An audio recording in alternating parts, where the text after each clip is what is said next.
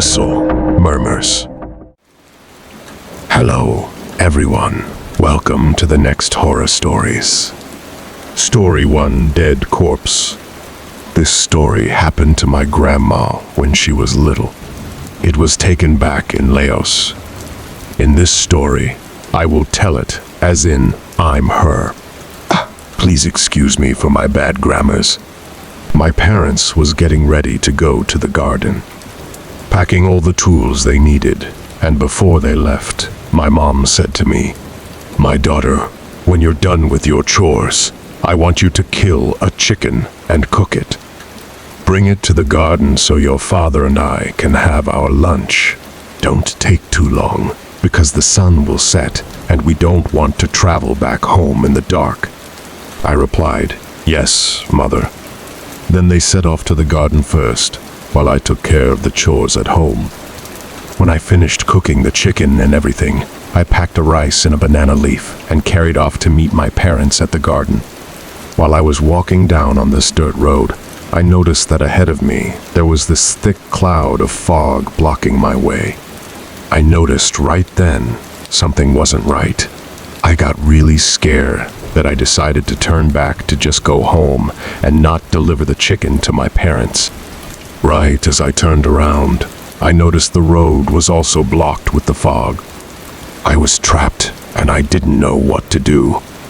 I suddenly noticed there was figured lying down on the side of road by the woods.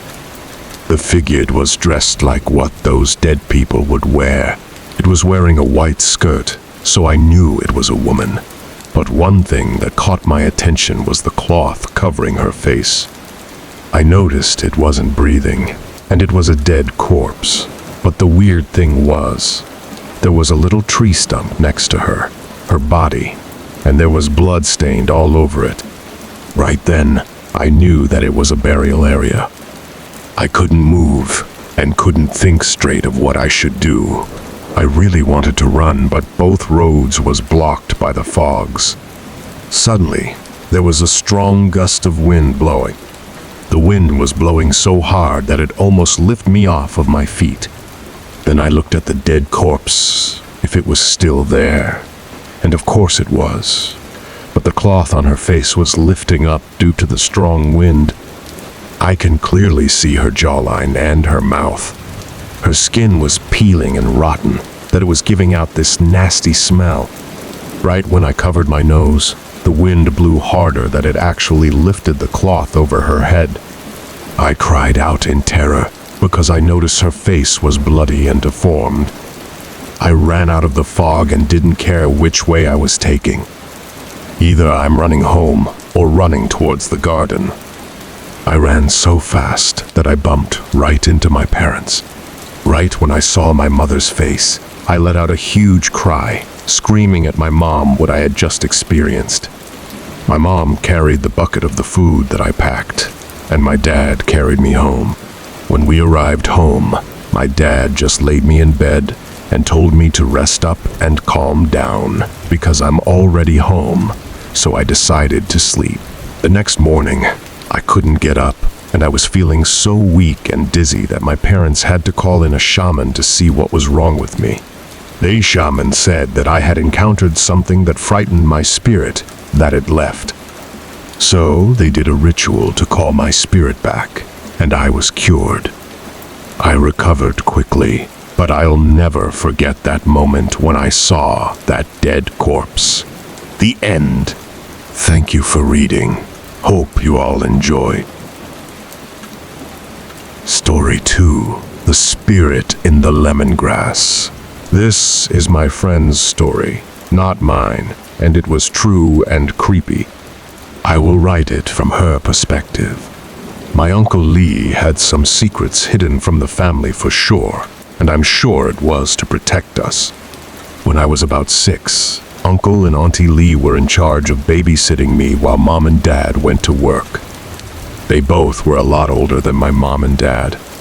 I enjoyed gardening with my Auntie Lee and tending to the giant cucumber patch they've grown. I had so much fun showing Auntie Lee the different shapes and sizes they all had. I was picking some cucumbers in a corner patch until I saw the tall lemongrass bush I said to myself. That's a lot of lemongrass. Right after I said that, the top 1/3 of the bush split open right in the middle, forcing the tips to point outwards. It didn't go all the way down, but just the top. I didn't realize I was staring at it for a couple minutes until my body shivered. Then I came back and ran off with whatever I had. I didn't tell anyone for weeks until Uncle Lee got sick. The family called for a shaman to look into Uncle Lee's illness. Being a kid around 6 years, usually we would be playing with our cousins, but not this time. My father asked for me, and I went to him. He introduced me to the shaman, and the shaman asked what I saw when I was gardening with Auntie Lee.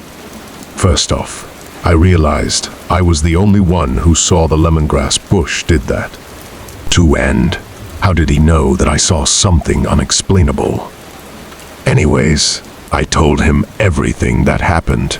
The shaman tied my wrist with a string, and my dad gave me candies.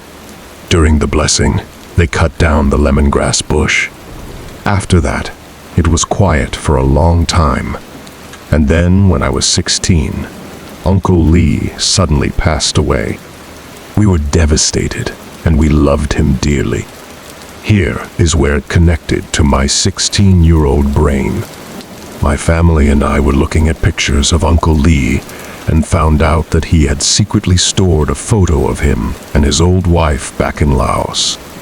Auntie Lee explained to us that Auntie Yang, she was Uncle Lee's first wife he had to leave behind because he couldn't find her after the war. We didn't know anything about her, who she is, or the circumstances. As I looked at the picture, I felt the same shivers I felt 10 years ago at the garden. Then Auntie Lee asked me, "Do you remember the shaman asking you about the lemongrass?" I answered, "Yes." Auntie replied, "Well, she was the one sitting on it." I was so scared when I heard that. I promised myself to never promise love. Story 3: The Yellow House. My family and I moved into a nice neighborhood out of the ghetto during my senior year in high school. This house has 2 floors with 2 bedrooms, half bathroom, and the garage on the lower level. The second level has a full bath and 2 bedrooms. It was a really nice yellow house and was actually the first house for my family after living in apartments for years. Growing up, having sleep paralysis wasn't anything new to me, but it got really bad in that house. Usually before, I would experience it once per night, and then it'll stop. While I was living there, it would happen repeatedly, non-stop per night, to the point where I have to go sleep upstairs. I still remember one of the nights when I was paralyzed. I heard alien-like static voices in my ears. It was so terrifying. I've never heard anything like it, and I wasn't hallucinating. My sister and I were in talks of getting a dog. My mom said no, of course, but surprisingly my dad agreed, to which we thought he'd say no too. It was then revealed that I wasn't the only one experiencing things in the house. My dad said he once saw a little child peeping into his room when he was napping. He thought it was our nephews, but they weren't over that day. My mom heard running footsteps upstairs in the living room while she was in the garage. She went upstairs to check, and there was nobody but my dad sleeping. Everyone else was out of the house at the time. My oldest brother also experienced sleep paralysis after seeing a ghostly face floating on his ceiling fan. My second brother saw a floating torso passing through the hallway from my oldest brother's room to the garage. Lastly, my sister, that I shared the room with, also had sleep paralysis, but I just had it worse. We then got a yellow lab, and things seemed to quiet down. However, I was still having sleep paralysis until my mom and I went to go see a shaman. She said I had a weak soul, so that's why bad spirits have been latching onto me. She gave us amulets to put around our house, and then everything stopped. Our dog never really barked at anything of the ordinary. We lived there until half of my family moved out of state. Since then, I haven't really experienced anything, other than hearing something saying my name at work when I was alone. Story 4. The Haunting in the Forest. A Mother's Voice from Beyond. This is my in-laws' experience, and one to remember. My in-laws, they were married and young, in their mid-20s during the incident. This was one incident that pretty much scarred them. They reside in St. Paul, but worked in Whitehall of Wisconsin. That's a very long commute to those who are not familiar. They rented an apartment in Whitehall for the weekdays and came home to St. Paul for the weekends. They do have kids who are being taken care by their grandma husband's mother, which resides in St. Paul. Her mother was still back in California. Her mother and her are really close, and for her to live this far, it was hard on her. During overtime on Friday nights, they tend to just stay in Whitehall until Saturday, because the long drive to St. Paul would be dreading. On this unlucky Friday night, they decided to come home right after their long overtime third shift. My in-law, all she could do was think of her mother and how much she missed her. She sat on the passenger side, full of emotion because of missing her mother. She gazed into the dense black forest. She realized she still had on her work shirt. She unbuckled herself and took off the shirt and put on a regular t-shirt. Before tossing her work shirt to the back seat, she noticed the thread coming undone. She thought to herself, if my mother was here, she would have fixed it for me because she loves me. So, she tossed the shirt to the back seat and continued on staring into the deep, dark forest. Because of the long drive to St. Paul, she was beginning to get really sleepy.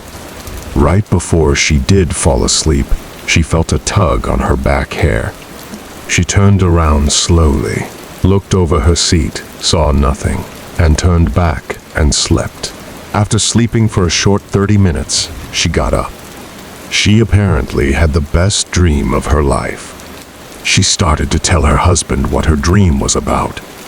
She said, I felt someone tugging my hair behind my seat. I then went to sleep right after that. Then I woke up to a phone call, and it was my mother. She said to stop by her mother's house so she could fix the shirt. She begged, please, let's drive to my mother's house. It's really close to here. She pointed to the dark, dense forest on the right of here. At this point, he was already terrified, and you'll understand. He's those types who is a tough as nail and don't worry much about anything. He's someone who doesn't believe in the supernatural. Well, his bell was rung on this incident. As he described, he heard commotion from the back seat behind him. He took a short glimpse at the back seat and saw an old person wearing traditional Hmong clothes. That was the person who tugged on her hair. The so-called phone call from the mother, that was the thing from the back seat speaking directly at her from behind. And when his wife pointed to the mother's house, that was the thing in the back seat holding her arm to that direction. After she finished her dream and demanded him to take them to the mother's house, he built the courage to simply not say anything at all until their home.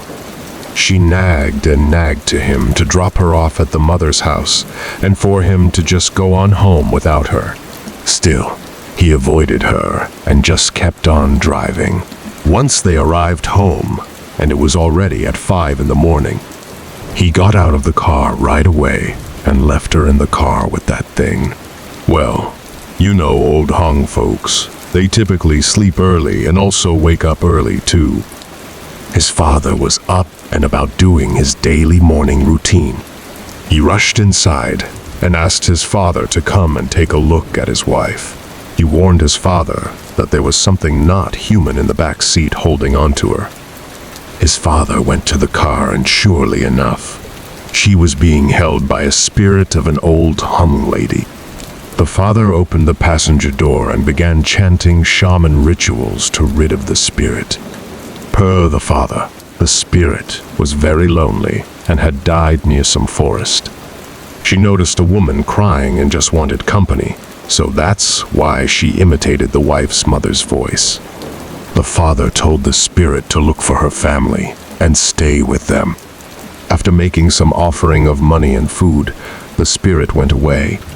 The father told both of them to never look deep into the forest at night, especially when you're sad or crying. Spirits will answer you in an attempt to keep you with them. Sorry if I misspelled some words or incorrectly used them. I tried to type this down as fast as I could, so I wouldn't lose memory of what he told me. Story 5. The Haunting Cabin, a Nightmare Vacation. Today and yesterday was not only the scariest thing my girlfriend and I witnessed, but the worst.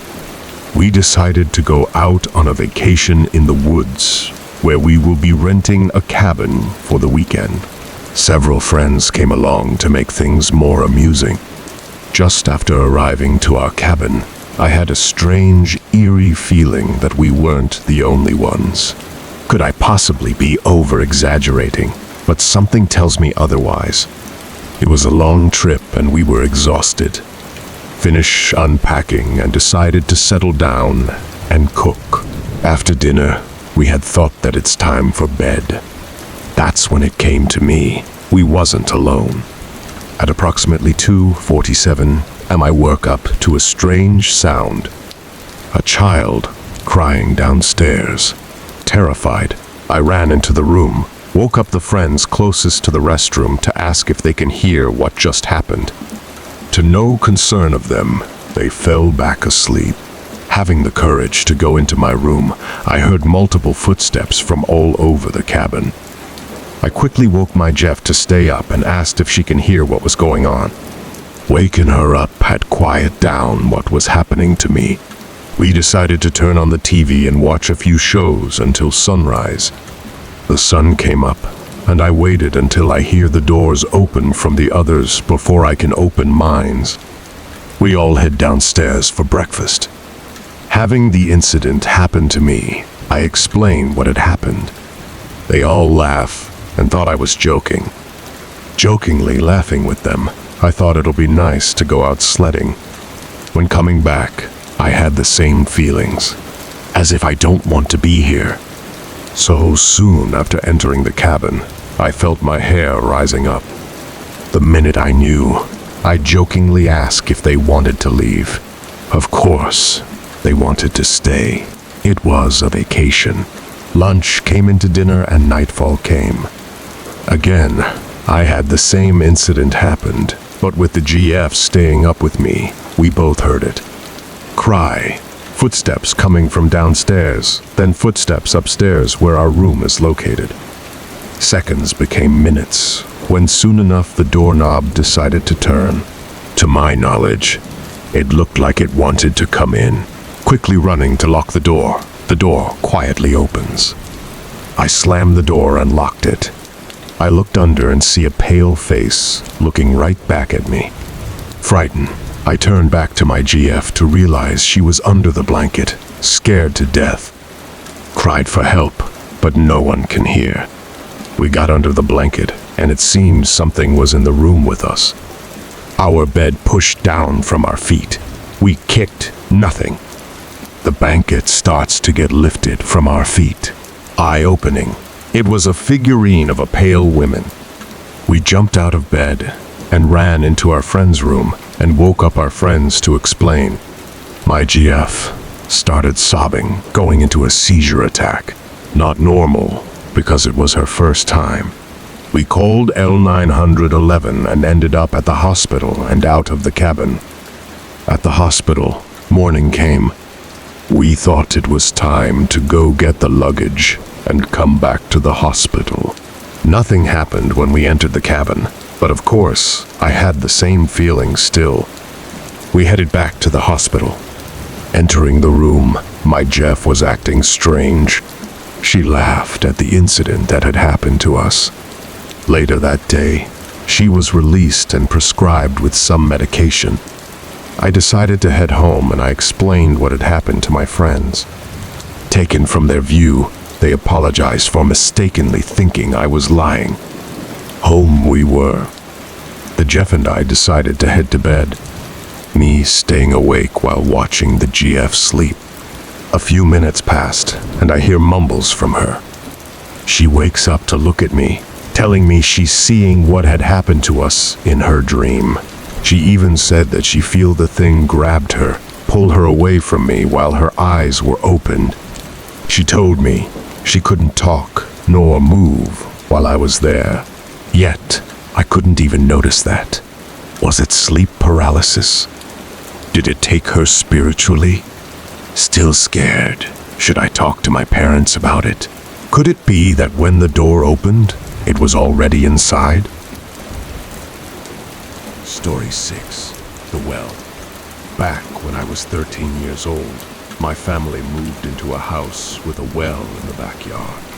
We didn't use it at all, since we had no need for it. I had heard rumors that a girl's body had been thrown down there back in the old days.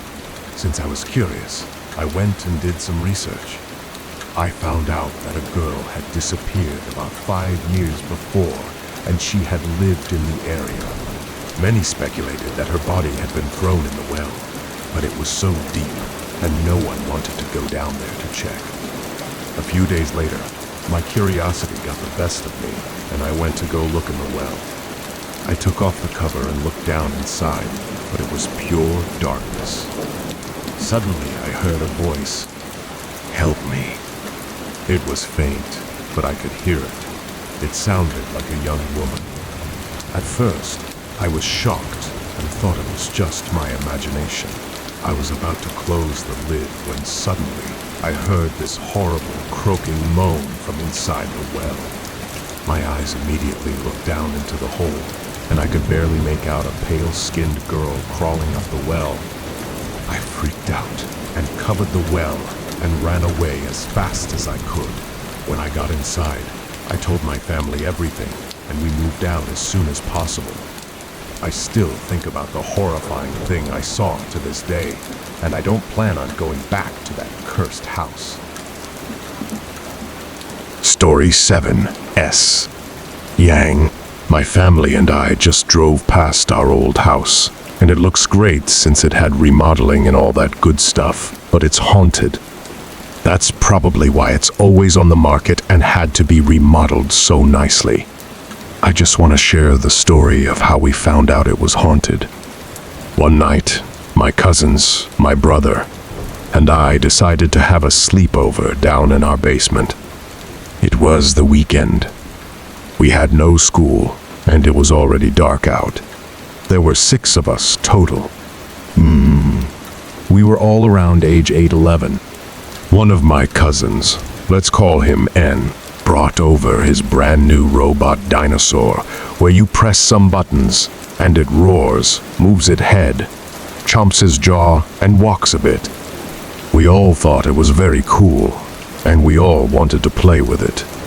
As we were taking turns, my other cousin, let's call him AI, said, "Hey, my new friend wants to play with the dino too." We were all like, "What friend? Did you invite someone else? We only see 5 of us." I then said, "He's over there, in the hallway. He's scared to come out, but he said the dino is cool and he wants a turn to play with it." We were all a little spooked, since when we looked in the hallway, it was dark and shadowed. There was no one there. A's brother, let's call him B. B then said, "You're so stupid and a liar. Are you blind? There's no one there. You're just playing a trick on us so you can play with the dino all by yourself." The rest of us agreed with B and said maybe I shouldn't get to play anymore if he was going to play tricks and scare us. I then said, "No, really. I'm not lying or playing a trick. I'll prove it to you." My friend said, "Just put the dino in the hallway and he'll take his turn playing. He won't take long." We all looked in the hallway. It was still dark, shadowy, and creepy looking. We couldn't turn on the light because it was one of those where you have to pull the light string from the ceiling. Our other cousin, let's call him T, then said, "Since he's your friend AI, you go put the dino in the hallway for you to play with." We all didn't want to go down the hallway. Then agreed to put the dino in the hallway. He walked calmly and put it down, but then he ran back to us. We kinda laughed at him. We then watched and waited, and watched and waited. Nothing happened. B then spoke up again, and finally said what we were all probably thinking. "See? I knew you were a liar. There is no one there. You stupid blind." B didn't get to finish yelling at AI, because then we heard the dino roaring and walking. Then said, "I told you. My friend is playing with it now." We all looked at the dino again to see if someone really did come to play with it, but we still saw nothing. It was just roaring and walking by itself. We just stayed still and watched, all of us scared. And then whispered, and we got a little spooked, and said, "Guys, I think it's a ghost. I'm going upstairs to sleep now. Run." Then ran up the stairs, and then we all screamed and ran up after him. We all quickly gathered our blankets and pillows and decided to sleep in the living room together. We didn't sleep at all that night. All night, we kept hearing the dino walk and roar downstairs. When we woke up in the morning, we all talked a bit and decided to destroy the dino. We asked Ian first if it was okay, and he said it was okay, and he didn't want it anymore. His dad would buy him a new one since they were rich. We then went back down in the basement, grabbed the dino quickly, and broke the crap out of it. N's father never bought him a new dino. We tried telling our parents what happened and why we broke the dino, but they didn't believe us. We never played at night in our basement again. That's if any of us even wanted to sleep over at my house anymore. We moved out of that house in five years. When we moved out, our neighbors, an old rich white couple, said, "Oh, you guys are moving out already. It's okay. We knew you guys wouldn't live here long." My parents then asked, "What do you mean?" The couple then said, "Well, the house is haunted. Back then, there was an old couple that lived in your house. They were watching their grandson and made a fire in the basement fireplace. Apparently, the fire got out of control. They died and the house burned down. My parents then thanked the neighbors for the info and for being good neighbors. Then we left. The next time my brother and I saw our other cousins, we told them what we had heard. All of us then concluded that it was the grandson who played with N's dino that night. Story 8. The House from Hell Incidents. I live in a one-story brick house built in 1945. One would think what's wrong with it then, but that is something will be explained. My family, there's 8 of us, moved into this house when I was around 11 years old. Although my family are shamans, we never actually put up the altar until a few years ago. A shaman told my parents that the house is evil, but he wasn't sure how. He told us it would be better if we moved out, but my father refused to. Thus, we still live in it today. At first, everything seemed fine until my mother started having visions/dreams. She would always find that our house would be filled with people we didn't know, but were somehow related to my father and grandmother. She continuously had these dreams and couldn't sleep. I shared a room with my grandmother, so sometimes when I stay up with her sewing on clothes, we would hear knocks on our window. At first, I shrugged it off, but it happened only at night and at our window only. My little brothers, who were only 3 or 5 at that time, would cry at night in my parents' room. Being the oldest, I had to console them. I don't remember this part, but all my siblings claimed that I crushed up this nut and spread it in my parents' room to calm the boys down, and it worked. Since then, my mother was able to sleep more comfortably, and my brothers stopped crying in that room. Sometimes, however, you can hear wheezing and footsteps in the hallway. Normally, we would think it's our grandmother, only to realize that she wears flip-flops inside the house, so we should hear the flip-flops. Yet we didn't. There was also a time where one of the doors in the house slammed shut by itself. My sisters and I stood up that night and suddenly heard the door slam shut. We knew no one was awake but us, so we got scared and went to bed. I was personally terrified by my own room. Sometimes at night, the door would creak open, even when I closed it myself. It terrified me so one night I got mad and said, "Leave the effing door alone." The door closed and I went to bed. Let's be honest though, I almost shitted myself when the door closed. These are just a few incidents from the house of hell. Story 9. The Midnight Guest Who Slept in My Brother's Bed. I have a brother who is 4 years older than me. We lived with our parents in a small apartment on the outskirts of the city. There was not a lot of space, so my brother and I had to share a room. We had bunk beds. I slept on the bottom bunk, and my brother sleeps on the top. One night, my parents went to visit our relatives who live in the country. I stayed out late with my friends. When I got home, it was already past midnight. I didn't want to wake my brother, so I didn't turn on the light. I just undressed in the hallway and went into our room. As I was getting into bed, I heard my brother groan and breathe heavily. He then whispered for a drink of water. I went to the kitchen and filled up a glass with water. When I returned to our bedroom, I sat down on the bottom bunk, took a couple of sips, then handed the glass to my brother. He took it from my hand. "Good night," I said, and climbed into bed. I fell asleep almost instantly. Sometime later, I was awoken by the sound of knocking. With difficulty, I opened my eyes. It was still dark. I looked at the clock. It was just before 6 a.m. Who could be coming to visit so early? I thought. I yawned, pulled myself out of bed, and went to open the door. There stood my brother. "Where were you?" I asked. "I stayed the night in my girlfriend's place and forgot my keys at home," he replied. Suddenly, I understood the meaning of his words. "You didn't come home last night?"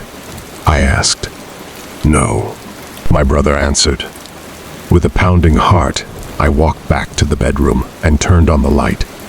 The top bunk was empty, and beside the pillow, there was an empty glass. Story 10. The Unseen Presence, Haunting Echoes from Room to Room. I used to live at my old house when I was 11. I started to hear things, see things, and some stuff falling down. A bunch of other stuff every time I was in the kitchen by myself. My sister and I shared a room together. Every night, I will see my door open by itself. I opened my door to see what was going on. When I checked, there was no one there. So I closed my door, and every time I do, that door keeps on opening by itself. There was no one there, and no wind too. So I just left it alone and went back to sleep, while my sister was also asleep. When I was 13 or 14, we ended up moving to a new house during COVID. For me, ever since we moved, I was hoping these ghosts, spirits, or whatever is following me doesn't come with me to the new house. When we moved to the new house and started to unpack things, I decided to make a TikTok video in my new bedroom. I went back to the video to make sure it was good for me to post it. When I looked at my closet in the video, because the closet was open. I saw a black, tall shadow in the video. I turned around and looked at my closet, and I didn't see anything. When I looked back at the video, it wasn't there anymore. In my head, maybe I'm just crazy or something, so I posted it. Ever since I had posted it, one of my friends commented that she saw something in my closet. I decided to delete the video and everything, and close my closet and other stuff. I am 16 right now. Also, when I was 14 or 15, every time I'm in the kitchen watching TV while eating and doing mine own thing, I will be hearing stuff in the background like something moving. You will hear the chair move a little, a tapping noise on the window, and other stuff. I have been telling my parents, but they don't believe me because we are Christian. So obviously, they don't believe any of these stuff. At this point, I'm just going to ignore it and just live my life pretending none happened. Story 11. Bound by Blood, the haunting vow that followed across continents. Okay, this happened back in Laos or Thailand, and it happened to one of my relatives who I had no clue about until now. Lol. To start off, we'll call the main guy my uncle. My uncle had a girlfriend back in Laos during the time they had refugee camps after the Vietnam War. My uncle and his girlfriend, who were both my age, 16 years old, loved each other during this time a lot. One day when they had gone to the garden together, they both promised each other that in the future they would marry each other, and because they loved each other so much, they had done a blood oath. For those of you who don't know what that is, you basically just drink your significant other's blood, and they drink yours. And because you guys have each other's blood in your system, if they passed away, they'll come back for you. Back to the story. My uncle eventually fell out of love with his girlfriend and went on to marry another girl. Of course, as every story goes, the ex-girlfriend now fell ill and passed away.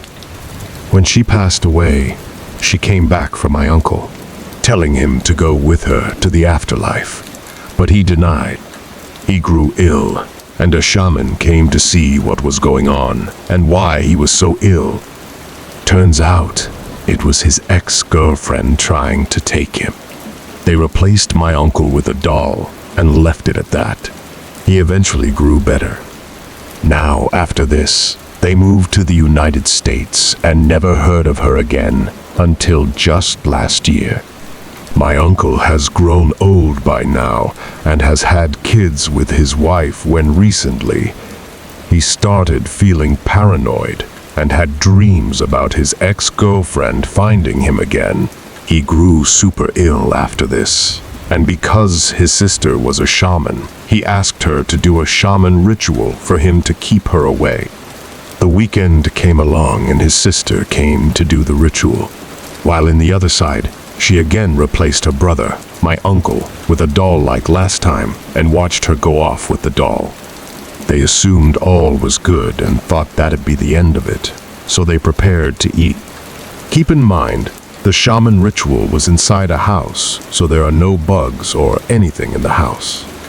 As they were eating, a weird-looking bug bit the shaman lady on her foot, which caught everyone off guard because there were no bugs in the house.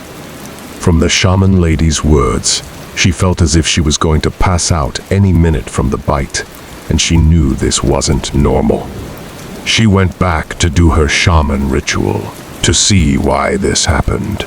She went to the other side and saw the ex-girlfriend angry.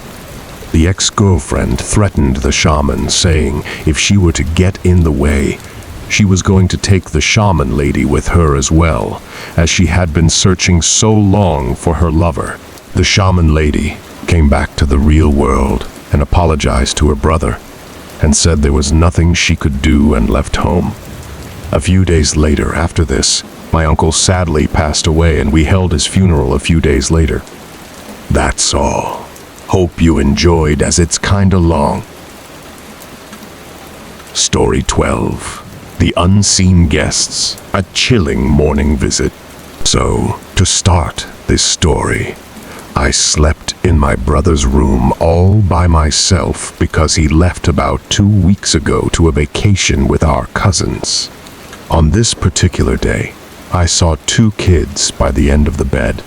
The room is pretty small, and the bed was facing the door, so when I sleep, I will see the door in front of me.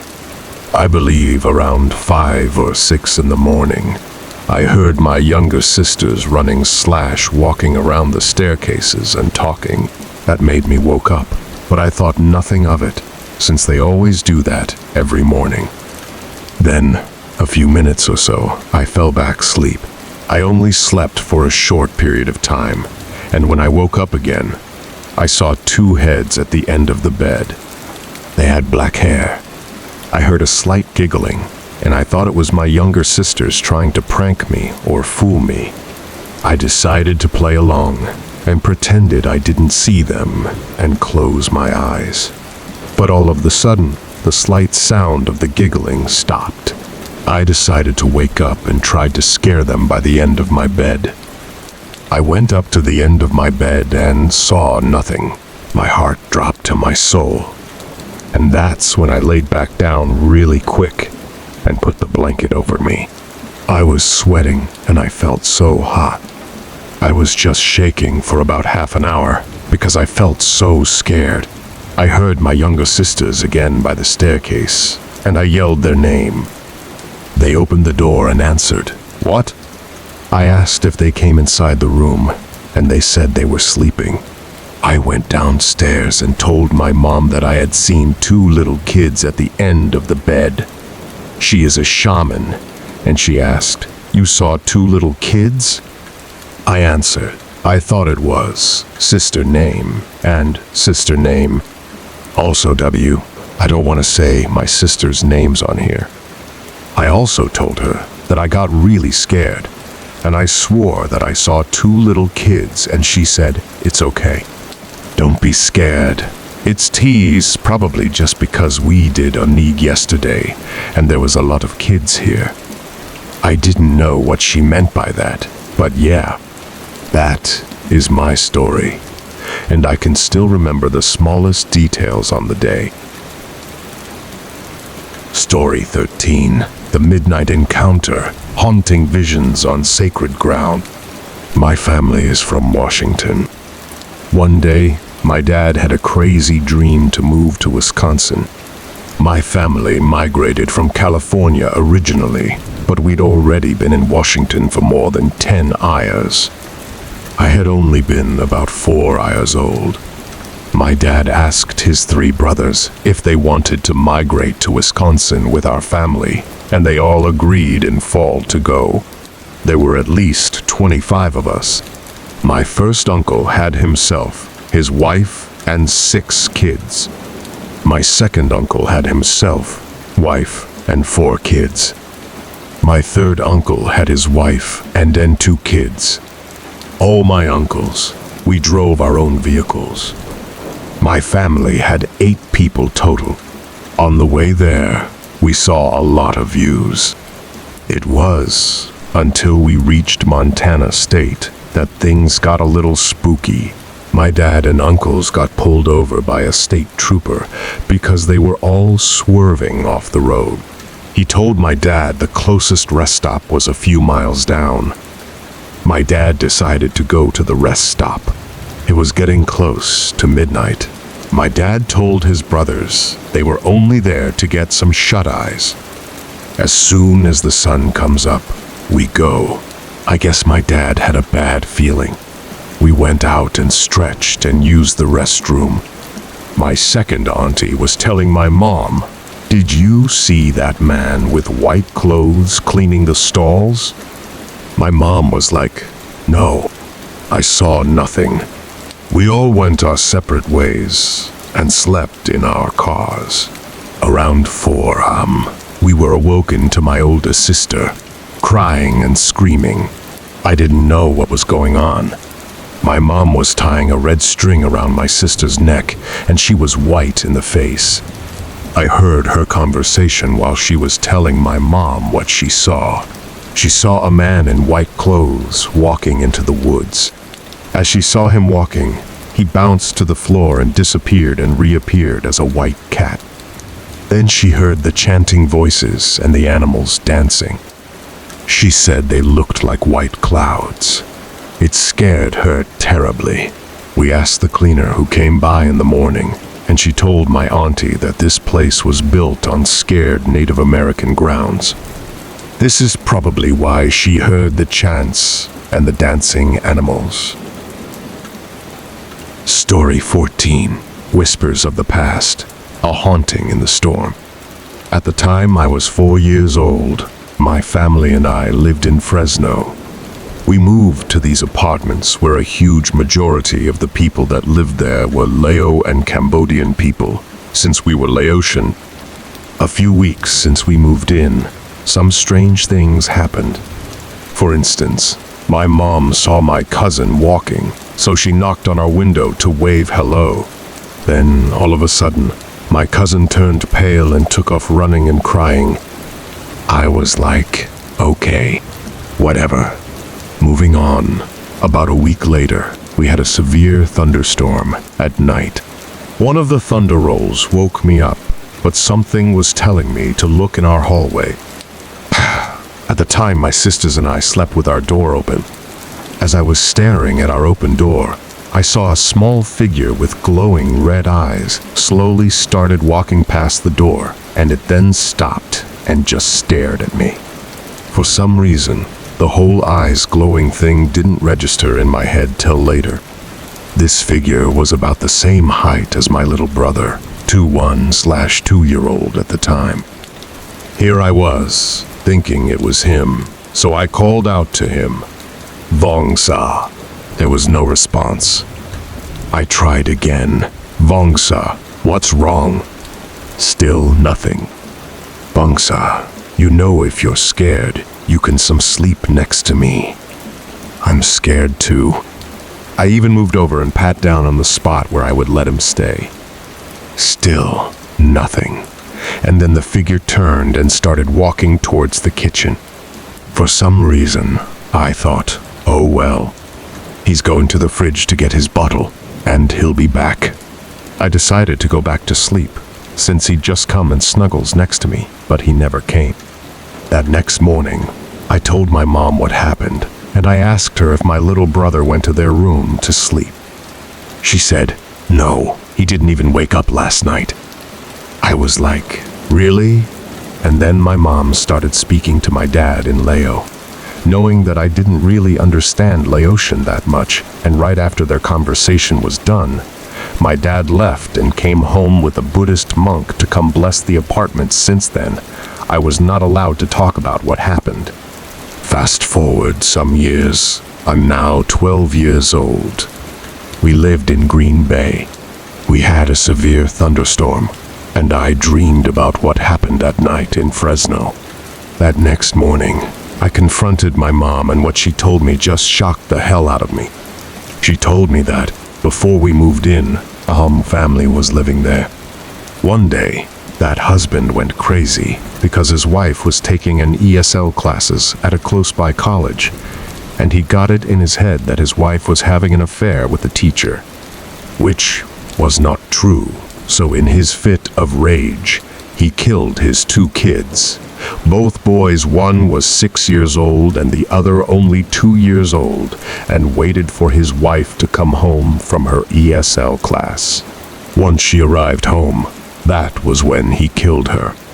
Neighbors didn't think much about what was happening, because they thought it was a normal fight that the couple had. After the husband realized what he had done, he killed himself. The next day, the lady's father showed up and unlocked the door because he was supposed to babysit the boys. What he found was his family's dead bodies in the room, and one in the bedroom. My mom wouldn't tell me how they were killed, because she didn't want to traumatize me even more. Back to the part where my cousin takes off crying and screaming. While my mom was waving hi and said hello to him, he told her that he didn't see my mom. He saw the hum lady waving to him and saying hello and even calling his name. Now, the apartment stays empty, and it's only that apartment. All the other apartments are fine and were not affected. So to this day, I'm afraid of thunderstorms, and every single door in my house has to be closed. Even now that I'm 26 years old, I see what happened to me, but only on night where there's a thunderstorm. Story 15. The Midnight Visitor, a haunting encounter. My story began when I was about 17. It was a hot summer night. I was with my girl, now my wife. We were at her house, and her parents were gone. They had gone out of the country, so I decided to spend the night. We both agreed to sleep on the couch with my little in-laws. That night, my wife slept with me, and my two little sister-in-laws were on the other couch. The night was so hot I had the sheet off. In the middle of the night, I heard a sound like a laughter of an old lady. It was so loud that it woke me up. Looking around the whole room, it was dead quiet. The only light was the street light coming through the living room window. At this time, I had chills running down my spine, wanting to wake my girl up. I turned to her side of the couch. As I was trying to wake her up, a dark figure caught my eyes. It stood by the door. It was the figure of a woman. I can hear my heart racing, hoping it was nothing. There, where the streetlights hit the room, stood a little skinny old lady. Her face was the size of my hand. Her arms were shaped like the body of a jack-in-the-box. Her skin was pale white as snow. She smiled ear to ear. Then she covered her mouth, still laughing. IWASSOSCARED.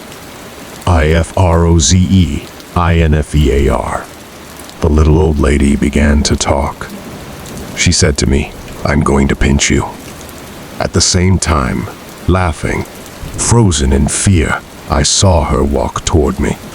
Then, just before she reached the couch, she got down on all fours and crawled to me. With my eyes still on her, she reached out her hand and pinched me.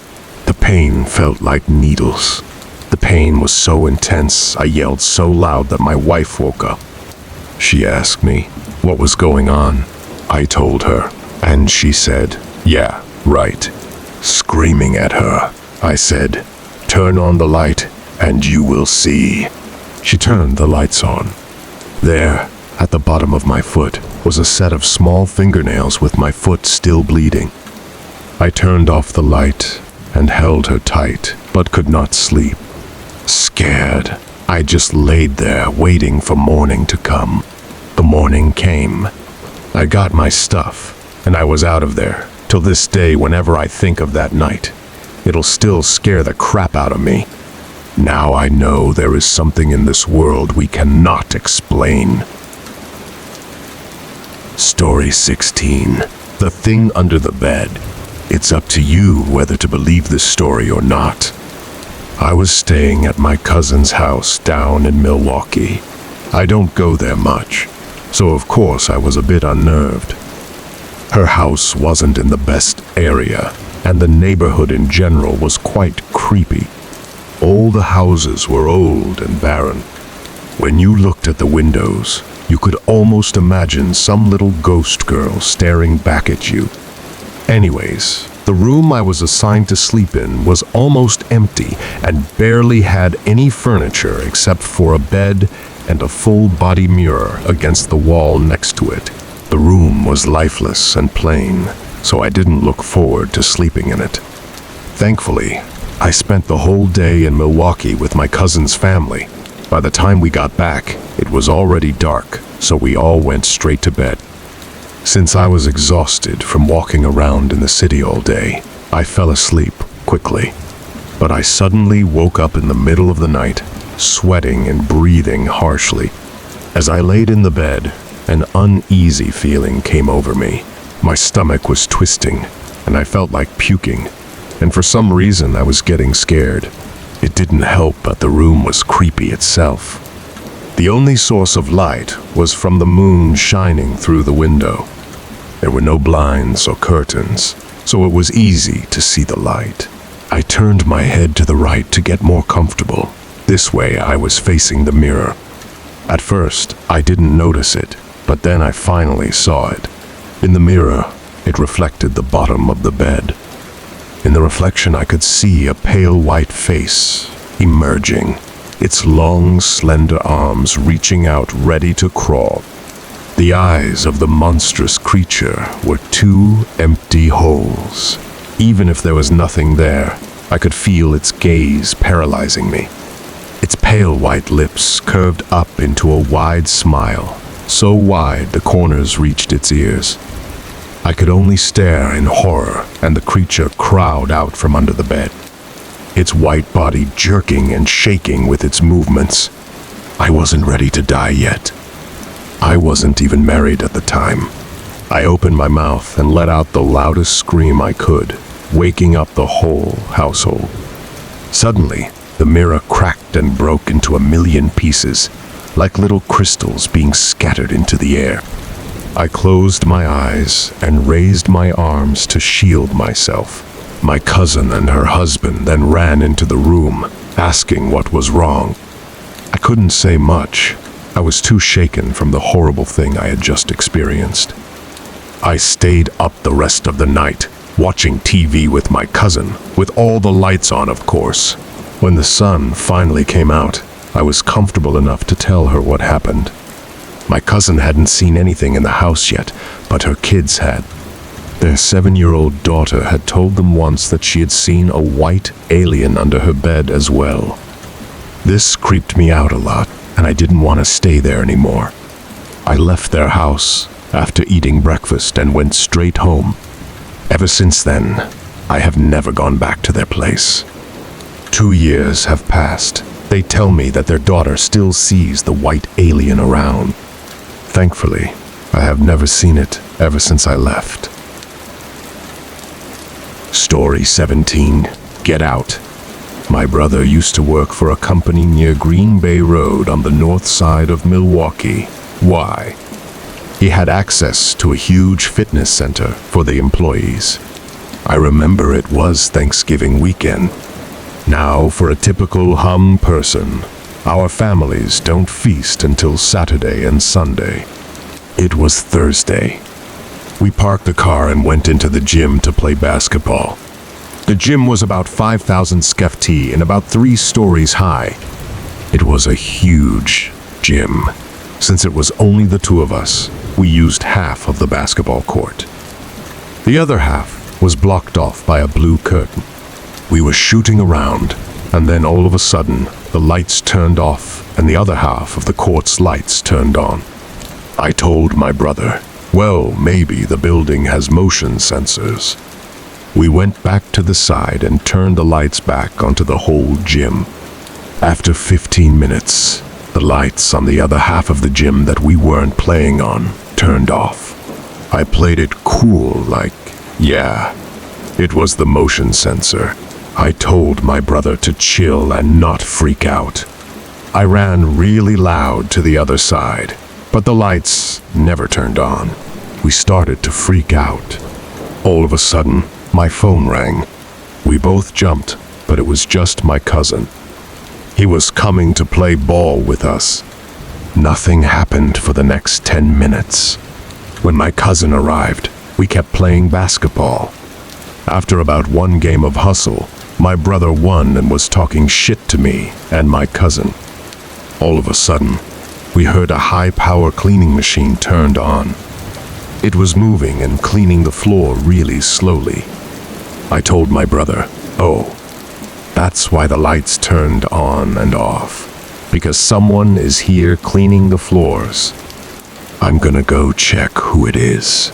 I stopped and thought to myself, why the hell would someone be cleaning the floor on the other side of the basketball court when it's pitch black? I went to the other side to check. Nothing. No high-power cleaning machine. It was pitch black and no noise. I didn't even hear the machine turn off. I told my brother it has to be the cleaning guy. He answered, "Dude, it's Thanksgiving weekend. There is no one here working." I walked back to the side that we were on, and we all looked at each other with goosebumps. Suddenly, the cleaning machine started back up, moving really slow. I dropped down the basketball. I told my brother and cousin that we should go outside to smoke, get some water, and leave the basketball. We would come back to grab it. Well, we never came back, lol. We got in our cars and took off home. My brother quit his job after Thanksgiving and never went back. I know we didn't see anything, but it was a freaky experience. Story 18. Unexpected. I'm currently attending a private college as a junior this year. There has been a few scary events that happened to me while living on campus, but I'm going to share only one encounter. Background info. I work until 9 p.m. daily and get back to campus around 9:30-ish.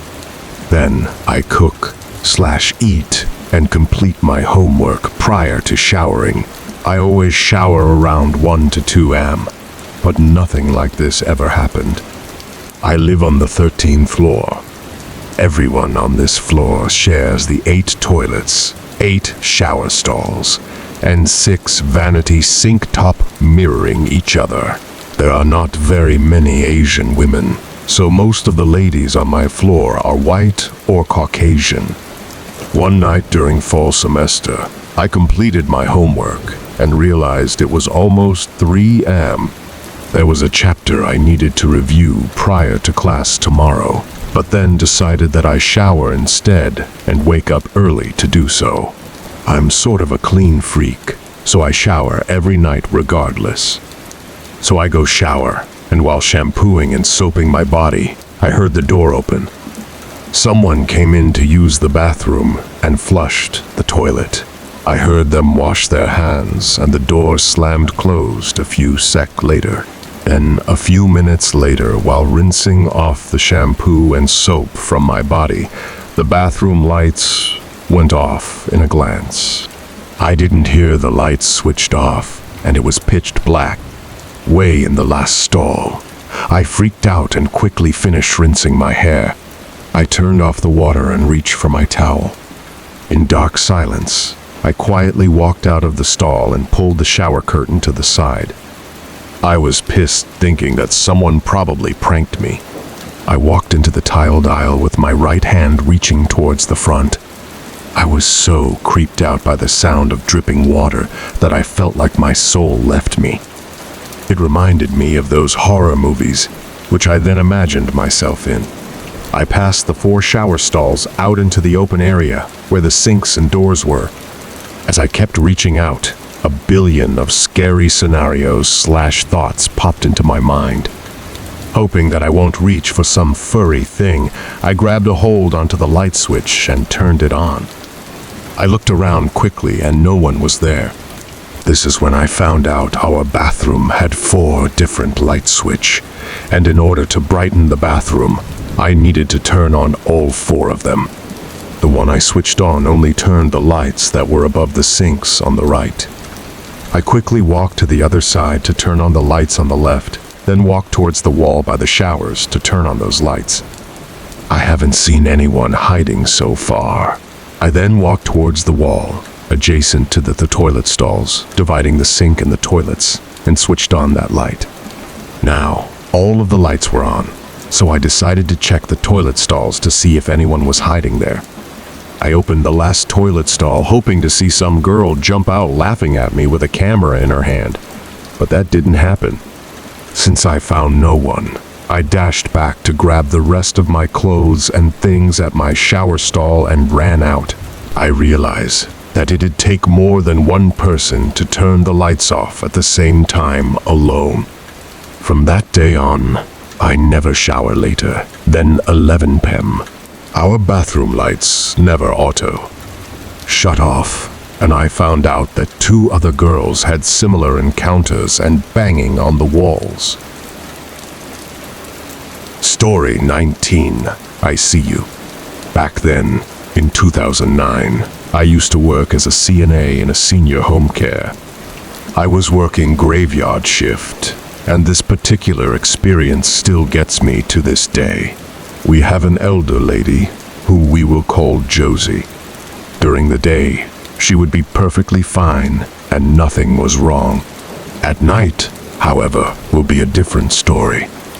We call those patients sundowner. One night, as I was making my usual rounds getting vitals to my section, I knocked and came into Josie's room. Josie had a roommate named Linda. Both of their beds are in the same room, but it's divided by a wall, so it's pretty much having their own semi-room to themselves. The bathroom was on Linda's side.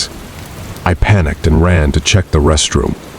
Josie was inside the shower, crouched with her knees together. She was shaking and whispering things I couldn't understand. I finally got another nurse to come help assist me, and after some time, she finally calmed down and went to sleep. This was happening at least twice a week, and when we asked her the next morning, she doesn't remember anything. Her dementia gotten worse and worse. She would be yelling that there was always following her and someone sleeping next to her. She eventually passed away a week later. 2 days later, I came back and did my usual round. I came into the room and I see Linda sitting up. The crazy thing is, she was bedbound, a 2-person assist. She couldn't even sit up or turn. We even had to use the Hoyer lift if we wanted to transfer her to the wheelchair. I see her peeking into the restroom. The door was wide opened. She was giggling and saying, "I see you." The whole hair on my body stood up. I quickly turned on the lights and walked to her. I asked her, "Who are you talking to, Linda?" She turned to look at me and smiled. I see Josie sitting in the shower. At that moment, I darted out of there as quickly as I can. I made sure another nurse came inside with me to help put her to bed. I never went back inside of that room by myself, and I quit shortly after that. I never worked graveyard shift anymore after that experience. Story 20. Hensley Lake. True event that happened to me, my brother, and his 2 friends. It may not sound scary, but y'all don't know until you're in it. I'm writing from a phone, so excuse the typos. So, one day, the 4 of us decided to go do some night fishing at Hensley Lake for catfish. When we got to the parking lot, we had to walk about 6-10 minutes to get to where we were fishing. When we got there, it was almost dark, and we could see that there are some Mecca people fishing for catfish as well. The 4 of us fished through the dark because we had a lantern. The Mecca people didn't have a lantern, so they gave us their chicken liver and left around 10 p.m. We continued fishing until around 11:30 p.m. when heard this scream from the parking lot. It sort of sounded like a woman when she is screaming for help. This thing or person screamed for a total of 7 times. Each time it screamed, closer and closer to got to us. As it came closer, the scream changed from a distressed woman into something else, which I can't really explain because I have never heard anything like it before. No doubt, at this point, we were all scared shitless. The last scream occurred very close to us in the dark and bushy area of the point where we were fishing. After the scream, our chicken liver fell from the top of our ice chest, which we put on flat ground, and there wasn't any wind. Then my brother said in an unusually loud way, "Well, the fish is not biting. Let's go home." I knew what he meant by that because the fish were obviously biting. Then we packed up and climbed the hill, hella fast while at the same time talking very loudly, back to our car. When we got to our car, there was no other car left. So we just threw everything in the car and prayed to the heavens that the car will start. Luckily, the car did start, and we sped away without talking about it until we reached the major road. Thank you for always supporting the channel and welcoming its videos. Wishing you good health, and remember to subscribe to the channel to achieve 1,000 subscriptions.